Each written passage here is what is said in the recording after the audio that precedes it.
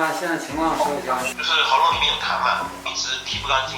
我也通过几个医生调理，但是不是太理想，不会对症啊。咳呢，主要是早晚比较厉害。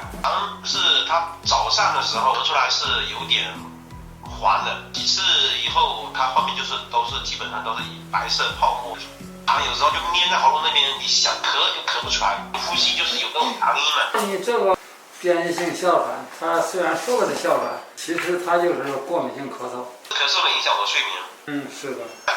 主要的诉求就是说要先把这咳嗽给干掉，睡眠好了我才能去做其他事情。他夜里几点钟开始咳嗽？早上可能一般是4、5点的时候，晚上是睡的时候。都是痒啊、干啊还是热？痒也有，干也有。又痒又干。吃东西注意不要吃辛辣刺激的食物，再一个过甜、过酸、过咸的食物要少吃，尽量平衡一点。坚果不要吃，心情放平稳，不要着急。中医认为这就是气滞痰阻，越急这个气越滞。